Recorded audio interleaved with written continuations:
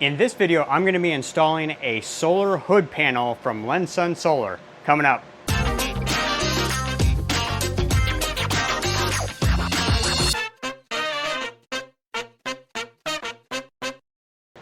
Lensun Solar sells a few different options for solar hood panels for a few different types of vehicles, including the second, third, and fourth gen Tacomas, 4Runners, Wranglers, and probably some others that I can't remember right off the top of my head.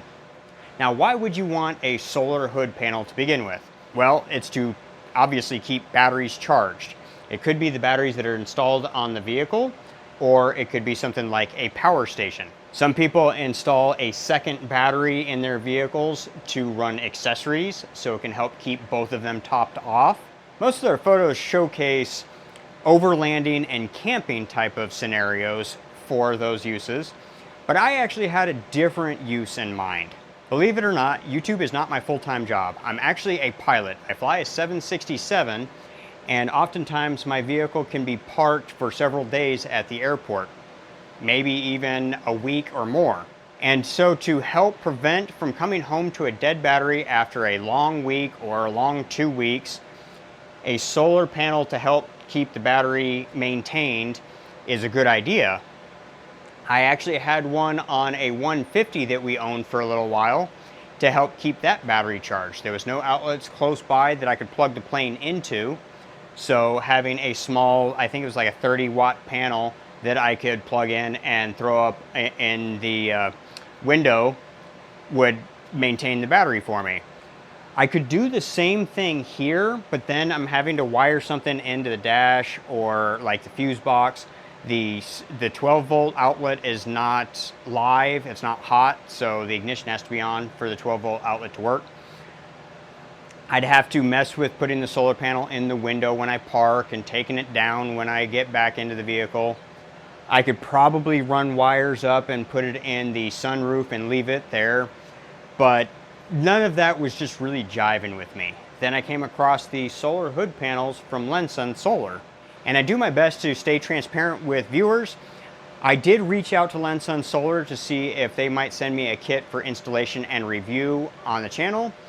And since I'm such a small channel, they did find a creative way to work with me, and they gave me a 50% discount on the kit. So I did still pay something for the kit. It was not sent to me for free, and they are not paying me to do this video. Now, my shipment came in 2 separate deliveries. The panel came in 1 large box, and then the decal and charge controller came in a separate order. So I did get the full kit with the charge controller and the vinyl decal sticker, whatever you want to call it, to protect the paint on the hood. As far as the charge controller, I was a little concerned when I didn't really pay that much attention to it. I just ordered it.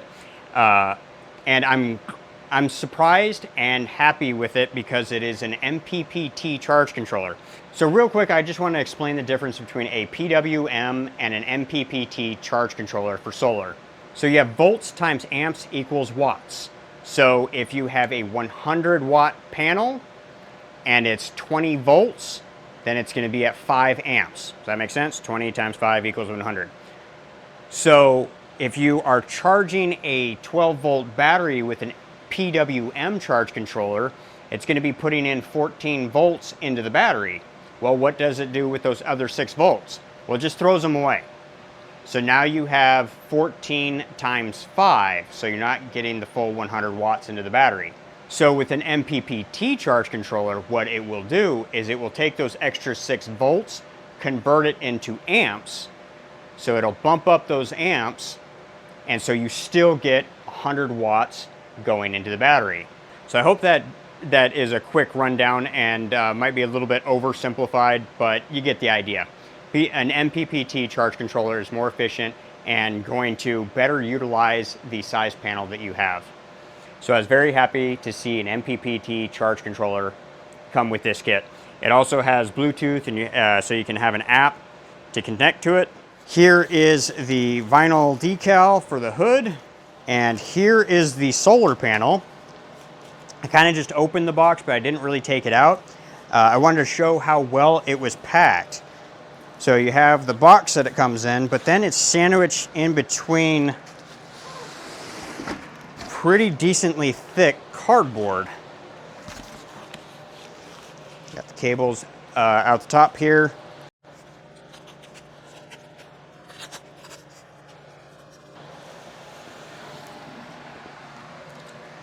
And there's the panel. This is a 90-watt panel. It's not going to be anything crazy powerful. 90 watts is not a ton as far as charging a power station, but it's plenty for keeping a 12-volt battery maintained. So the instructions say to lay the vinyl sticker out for about 15 minutes to let it smooth back out, because they do roll it up when they ship it to you. The vinyl sticker is to protect the paint. It comes with VHB tape to stick to the bottom side of the panel to go onto the vinyl sticker, so you're not putting it directly on your paint. So you can use a mixture of soap and water. I have this from installing window tint on some of the windows in the house. So I'm just going to use this, and we're going to see how horrible this is going to go doing it with one person.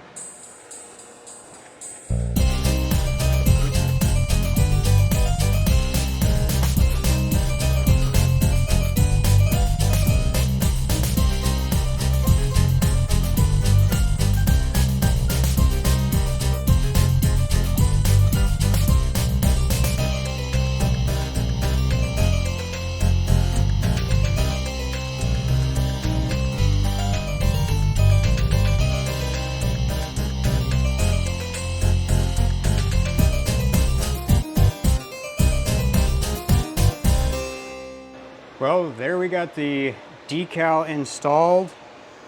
The wrinkles that I was talking about, I could still see a couple of them when I look for them, but again, this is going to be covered up by the solar panel, so it's not that big a deal. It's not like anybody's going to see it. There's a few imperfections on my hood, but this is a 2017, so I've had it for 8.5 years. So there's naturally going to be some imperfections on here. I think it actually turned out pretty good. I'm pretty happy with it. Once you get it wet enough, it does move around fairly easily. Then you get it where you want it, and then start squeegeeing it down. And it does say to wait 48 hours before installing the solar panel, so that's what we're gonna do. So the struggles of recording videos for YouTube, I recorded some footage and didn't have any audio, so I'm trying again. So here's how we have the tape installed on the back of the panel. I left some gaps down here at the bottom so any rain or moisture can exit, hopefully drain out. I used just over 1 roll of VHB tape. I have some left, so I think we're ready to get it put up on the hood. Now, I honestly don't know what the best way to do this is going to be, whether I should peel the whole thing, which I don't think that's the right way to do it, doing it with one person anyway. But I'm guessing maybe place it up there and try and peel it off a little bit at a time. That's what I'm going to try and do.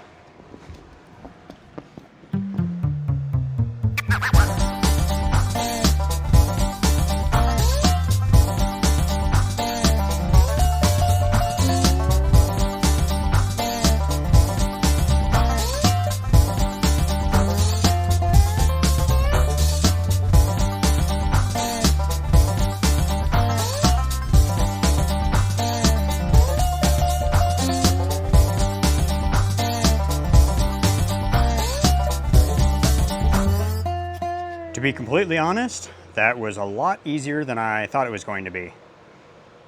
Feel like it's pretty well centered on the decal. I think it looks pretty good. The camera kind of makes it look more like a rectangle, but it is a wedge. It gets wider up towards the windshield, but that's big because of the nature of the wide angle lens. If I back up and go 35 millimeter, maybe you can tell. I don't know. But it is wider up towards the windshield. I think it looks pretty good. Now all we got to do is wire it in. So I got it all wired up. It comes down from the top of the hood there and runs along the bottom. And I have it on the back side of the seal here because I didn't want to break any seal and have water run in towards the back of the engine there. because it would follow the cord around the back side of the hood and down the back side of the engine if I did do that. That's the way water works. So I have it running on the back side of the seal here, and then kind of having it go through this little gap right here. It goes back a little bit and then forward.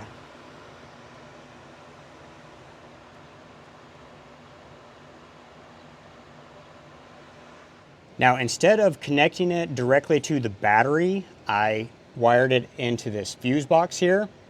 It's rated for 100 amps, so I have an 80 amp breaker here. I don't know if it's really the same, but you do that when you're wiring solar into your house. You derate the main breaker, because if you have, say, 60 amps coming in from your solar and a 200 amp breaker, and you only have a 200 amp box, you can overload the box and have fires.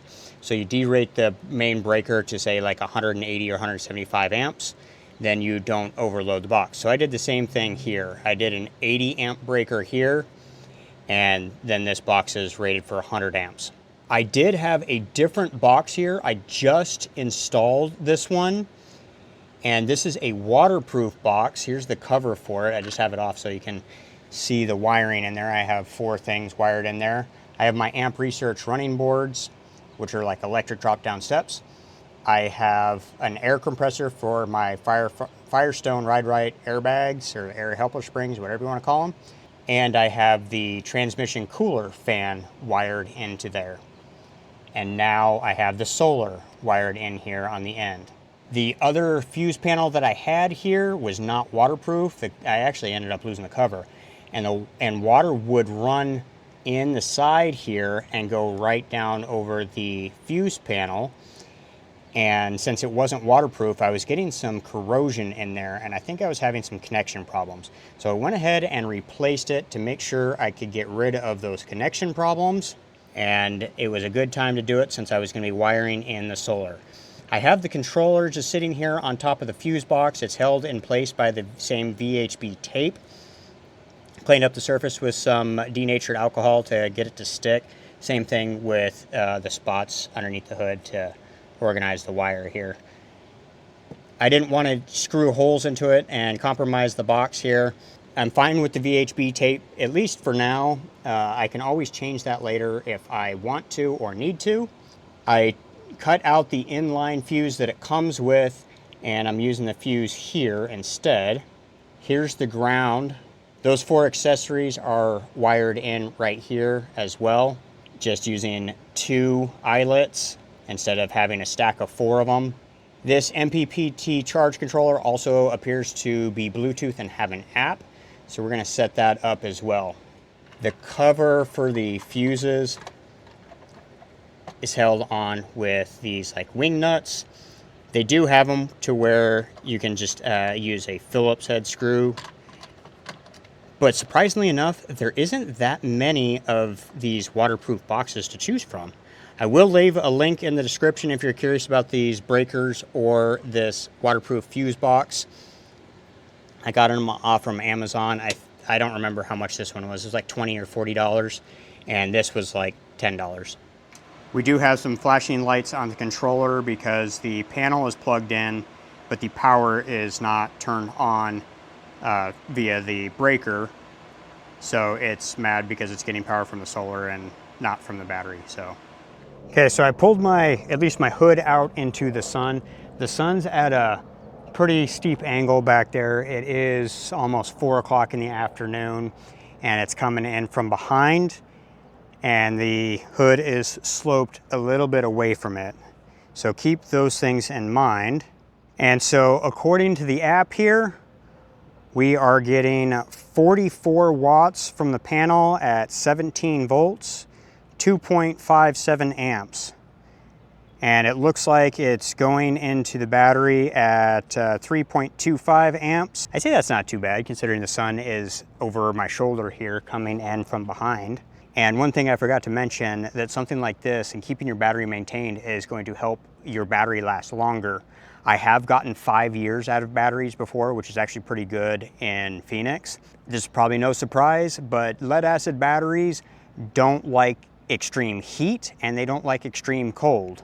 As far as the app goes, I've only had about 5 minutes experience with it. I can't say that I'm enjoying it, just because every time I open it, I'm having to connect to the module down there. I'm having to select it. That's kind of annoying. I wish I would just be able to open it and have it come up connected to that. It also has wires to connect, like a light it shows. I wish that they would just do without that and not have that at all. According to the app, it is saying that that load is on, but I can't figure out how to turn it off. That's a problem to me. That would drain my battery. If I can't turn it off, even though there's no load attached to it, it's still showing 1.3 watts discharging. That's a problem. So I got to figure out how to turn that off. I haven't figured it out in the app, and I don't see any switches on the charge controller. So I want to put this in there. I was able to figure out how to turn off the load, but with the app, staying connected to the device is kind of frustrating. I'm at the tail end of my truck and it can't connect to it. Sorry about the blown out lights. Okay, so the device is installed right there. I should be able to see it at this point, and it's finally getting it, and it's getting 1 bar of signal. Okay, so you're gonna open the app, you're gonna have the screen here, parameter settings, top right, and then you're gonna go to underneath load parameters, underneath settings. It will start off saying 24 hours, so you're gonna click on that, and you have to turn it to manual, and then you get these toggles here, manual default close and load off. So I toggled both of those off. I'm not sure, manual default close. Yeah, but whatever, load is off. That's the important thing to me. So now if I go back to the main page here, it says the load and is not discharging, and now we're reading 0 watts, 0 volts, 0 amps. So that's what I wanted. I was a little concerned there, so I did figure it out. Don't think that you're gonna be able to do a whole bunch of monitoring with it unless you're standing right next to it. But I think the app is going to be best for setting up the parameters of the charge controller. There's no screen or anything like that. So when I was tearing down the box for the solar panel, the instructions happened to fall out. I did not know that they were in there, and I did find a step that I guess missed, but they call it an optional step. And that step is applying Sikaflex to the outer edge of the solar panel where it meets the decal. That helps prevent moisture and wind from getting underneath it and lifting it up. However, it did not specify which Sikaflex to use, and there is tons of models, I guess, different product numbers.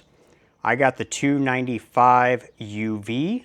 I hope this is going to be the right stuff to use, because that's one of the things in the instructions. They did not specify which Sikaflex to use.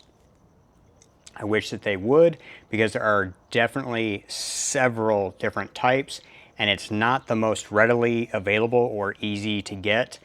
I got this from Amazon. I will put a link in the description. Hopefully it's still available if you are interested. As you can see, I already have it taped off. There's tape on the solar panel to help prevent getting on the solar panel, and tape around the edge of the decal to keep it a little bit more neat and clean, and hopefully it will remove and give a nice clean edge on the Sikaflex. And if you are going to apply the Sikaflex, I highly suggest you not be like me and go on a road trip up to northern Arizona with pine trees where it likes to rain sap. There's sap all over my truck. I had to clean all of that off. There's also dust. So right when you install it, it's going to be the cleanest that it ever is going to be, and I suggest doing it then. I did not see the instructions until later that night, and it was too late for me to order and apply it because we were going on the road trip the next day. To apply it, I am using a battery-powered caulking gun, something that I get made fun of for, but once you use a battery-powered one, you're probably not going to want to use a hand one ever again.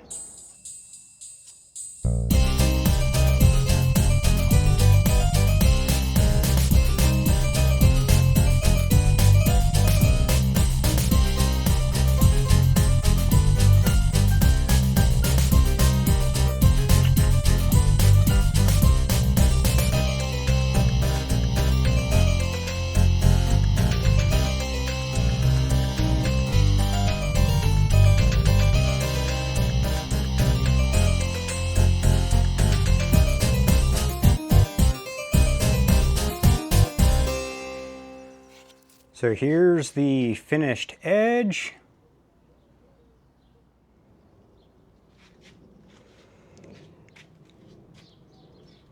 I think it looks pretty decent, at least for me.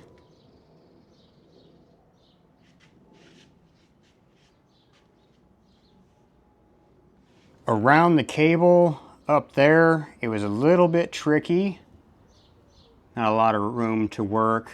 Now my intention was to wrap up the video on the road trip, but since I had missed the optional step of the Sikaflex, I decided to wait until I applied it to wrap up the video here. Since I at least had the opportunity to have one road trip with this installed, and I did monitor how much power it was putting into the battery, I can say that I am happy with this purchase and installation. I think it looks really good for one, but it also works really well. I had a decent amount of solar power going into the battery even while I was driving. Most of the time I had over 80 watts coming from the panel and like almost 6 amps going into the battery at times. So it was definitely doing its job and doing what I wanted it to do, and the reason I got this solar panel. Keeping your battery maintained is definitely going to extend the life of it and hopefully avoid some of those unexpected dead batteries when you come out to your vehicle. I do have a coupon code. ICanDoItMyself, it's the channel name, all one word. That'll save you 10% on these kits. So if you do decide to purchase this kit, make sure that you use my code, because that'll save you a little bit of money on your purchase, and it'll also help out the channel just a little bit. I'm sure I've said it plenty of times at this point. I am happy with this installation. I love the way it looks. It works just as good as it looks. I think you'll be happy with it too. We're just going to wrap up this video right here. We'll catch you on the next project. See ya.